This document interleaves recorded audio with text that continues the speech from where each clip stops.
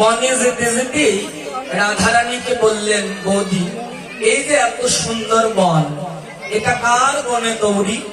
রাধারানী বলেন, এই বনে এক বনদেবা থাকে, যুবতীর মন হরণ করে। বলতে বলতেই রায় অঙ্গ সঙ্গ হতে কৃষ্ণ গন্ধে আচমৃতে আসিয়া পশিল নাসিপায়। থরথর করে কাঁপছে, বৌদি বৌদি তুমি যে বনদেবার কথা বলছিলে, ওই বনদেবা বোধ হয় আমারই পেয়েছিল। বৈষ্ণব কবি বললেন, কপিলা তুমি যাদের সঙ্গে এসেছ ওদের সঙ্গটা বেশি ভালো না। ললিতা বিশাখা ওদের সঙ্গ বেশি ভালো না। এমন সঙ্গ বলে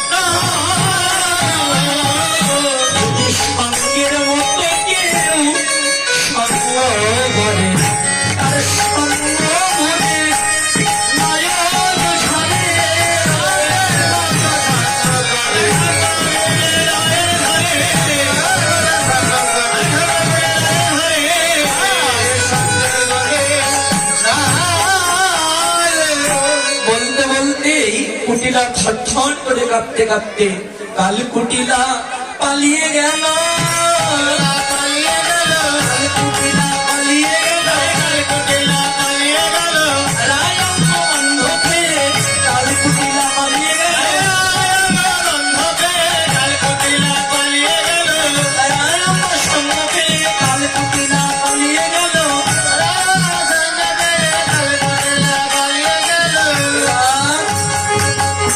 রাধা অঙ্গ সঙ্গ পেয়ে ভয় পেয়ে কুটিলা পালিয়ে গেল।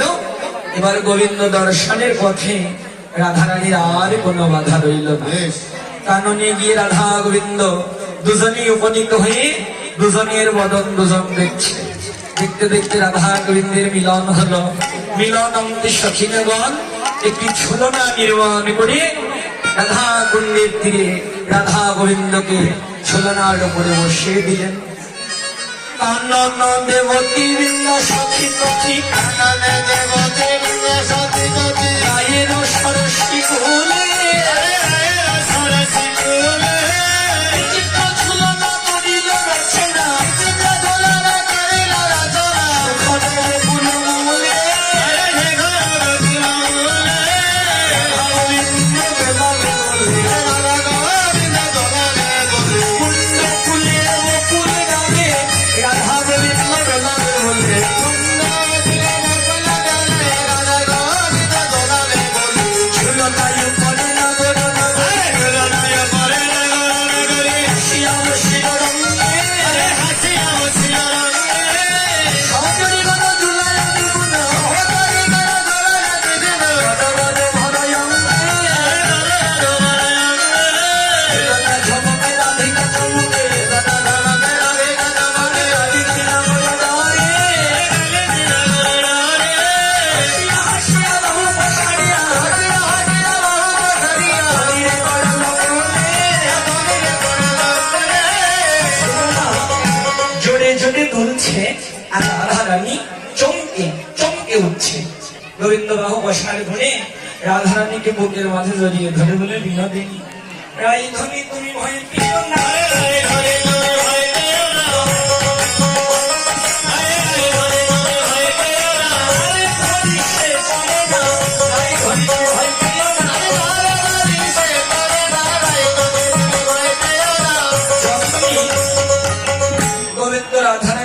জড়িয়ে ধরলেন, রাধা রানী বাহু প্রসার করে গোবিন্দকে জড়িয়ে ধরলেন, দুজন দুজনকেই জড়িয়ে ধরলেন। জড়িয়ে আছে জড়িয়ে আছে জড়িয়ে আছে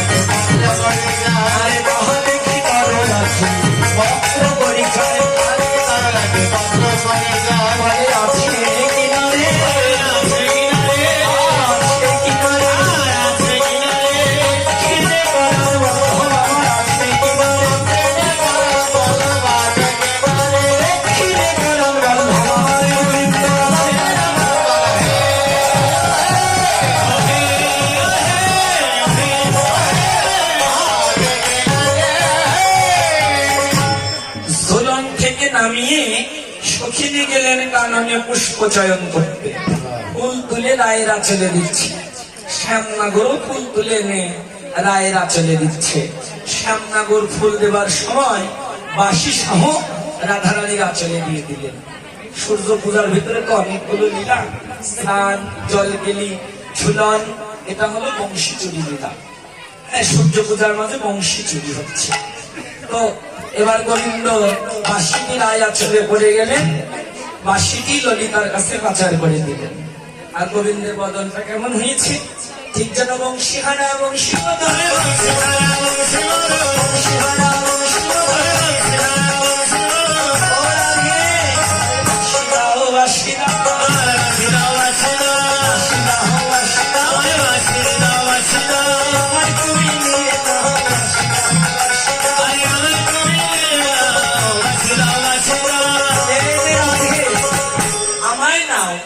বাঁশিটা আমায় দাও, বাঁশি ছাড়া আমি এক মুহূর্ত বাঁচতে পারবো না।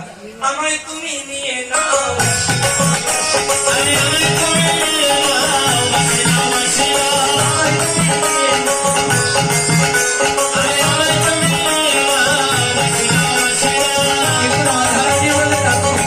বাঁশি দিয়ে অনেক জ্বালিয়েছ, ঘর থেকে বের করেছ।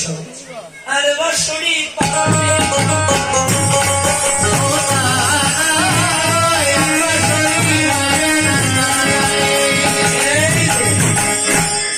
বাঁশি পাবেন, আর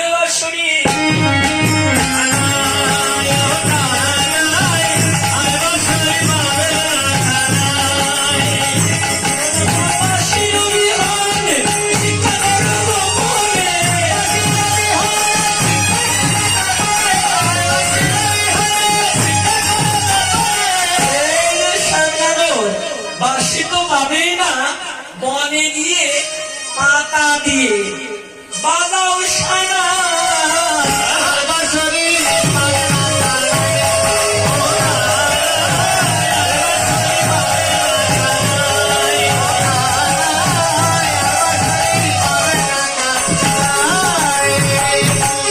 বাঁশিহারা হয়ে গোবিন্দের বদন যেন কালা কুচকুচে হয়ে গেছে। এমনিতেই কালো বদন আরো কালা হয়ে গেল। রাধারানী তো গোবিন্দের অত কাদা বদন সইতে পারে না। ওদেরকে বলেন, ও সখী, গোবিন্দের কাদা বদন তো আমার প্রাণে সয় না, বাঁশিটি দিয়ে দে। এবার রাধারানীর বাক্য শ্রবণ করে সখিনীগণ বাঁশিটি দিয়ে দিলেন। আর গোবিন্দ বাঁশি পেয়ে নাগর হাসি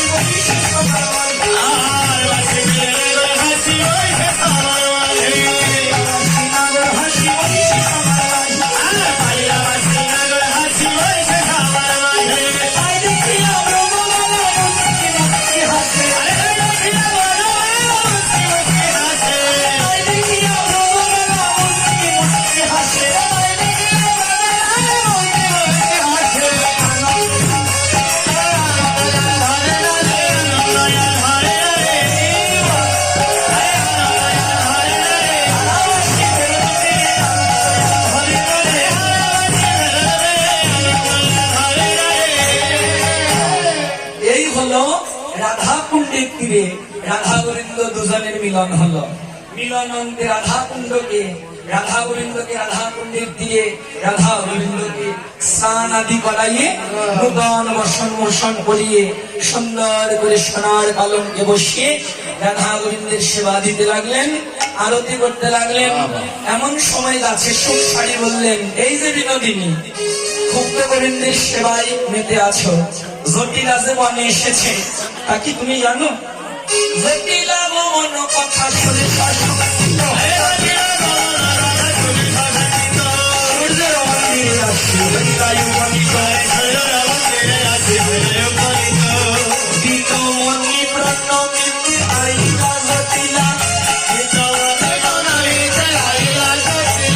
দেখে সবে বসে আছে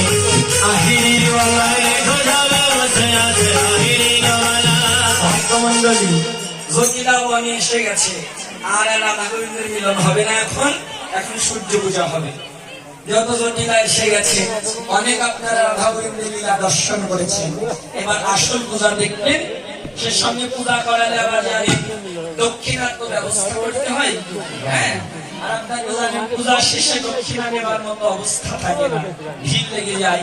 তাই আগে থেকেই পাঠিয়ে দিচ্ছি, আপনারা কি উঠবেন না, পূজা করে অঞ্জলি দিয়ে তারপরে আপনারা সবাই সেবার ব্যবস্থা করে সেবায় গিয়ে সেবা করে আবার আপনারা হরি কথা কৃষ্ণ কথা শুনবেন। কুন্দলতা সখী বলেন, মা আমরা যে পূজা করবো, ব্রাহ্মণ কোথায়? ব্রাহ্মণ ছাড়া কি কোনদিন পূজা হয়? জটিলা তো হয় কেন, কোথায় গেল তোমার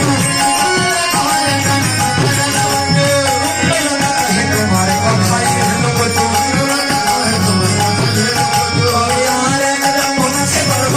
শিষ্য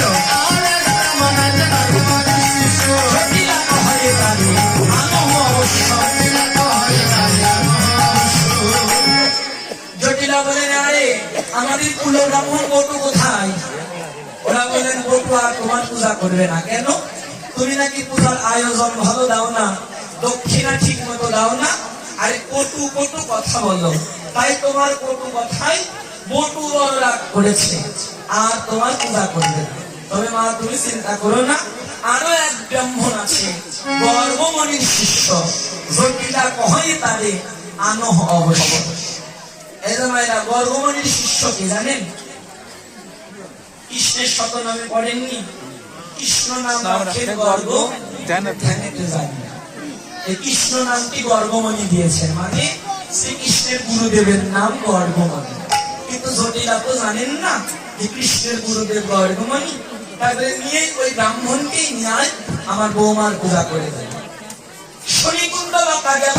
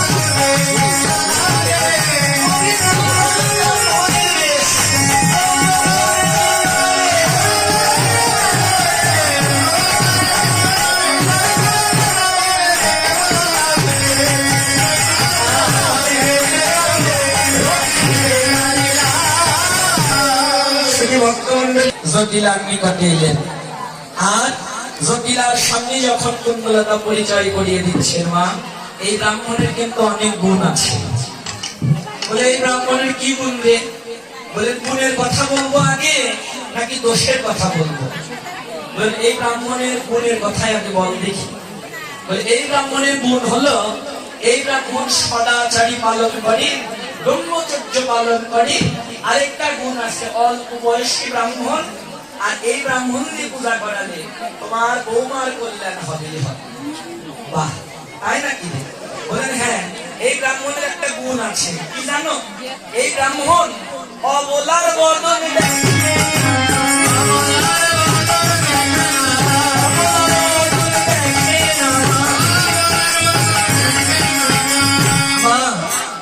এই ব্রাহ্মণের গুণ হলো অবলার বদন দেখে না।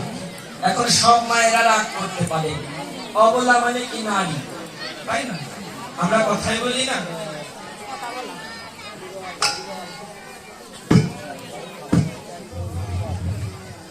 অবলার বদন দেখে না।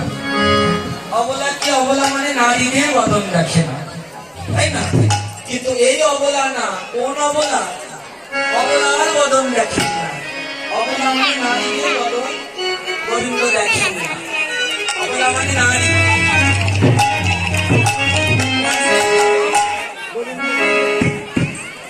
আর এই অবলা না, নারীরা রাগ করবেন না।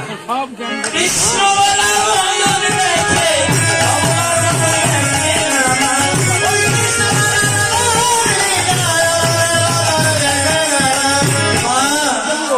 এই ব্রাহ্মণ যারা কৃষ্ণ বলে না তার বদন দেখে না, কৃষ্ণ বলা বদনই শুধু দেখে। জগতে যারা কৃষ্ণ বলে না তার বদন এই ব্রাহ্মণ দেখে না। জটিলা বুঝতেও পারলেন না। আর এই ব্রাহ্মণের দোষ আছে। দোষ কি জানো? যার তার হাতে খায়,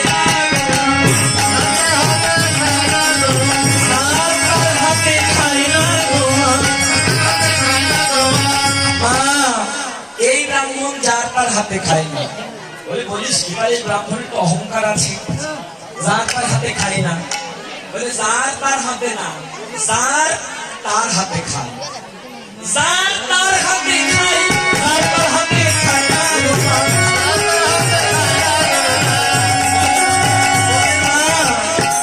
এই ব্রাহ্মণ যার, জটিলাকে বুঝতে পারছেন, এই ব্রাহ্মণ যার তার হাতে খায়, কিন্তু যার তার হাতে খায় না।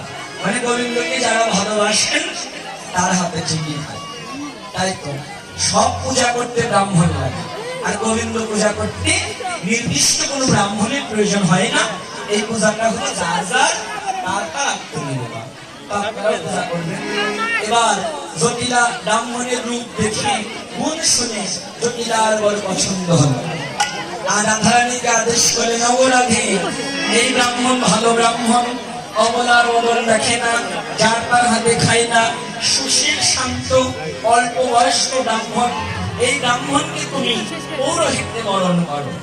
এবার রাধারানী বসন ভূষণ অলঙ্কার, হ্যাঁ, সূর্য পূজা করতে যা যা লাগে তাই তাই দিয়ে ওই ব্রাহ্মণকে পৌরোহিত্যে বরণ করলেন।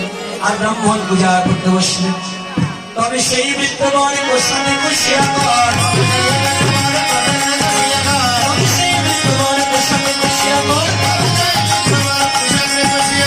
রায় হস্তে পুষ্পাঞ্জলি দিল, রায় হস্তে পুষ্পাঞ্জলি দিল। শরী ভক্তবৎসলী, এখানে পুজো করা হবে। পূজার শেষে আপনাদের মন্ত্র বলে দিচ্ছি, শোনেন। ফুল তো সবার হাতে সম্ভব না হলে ভক্তি কুসুম আগে দরকার নাকি? মন তুলসী আর ভক্তি কুসুম আর নয়ন গঙ্গা, এই তিন হলে আর কোনো কিছুই প্রয়োজন হয় না। সবার কাছে ফুল না গেলেও আপনারা মনে মনে নিবেদন করবেন, আমি মন্ত্র বলে পূজা করে অঞ্জলি দিব। আপনারা সবাই সূর্য প্রীতি হরিধর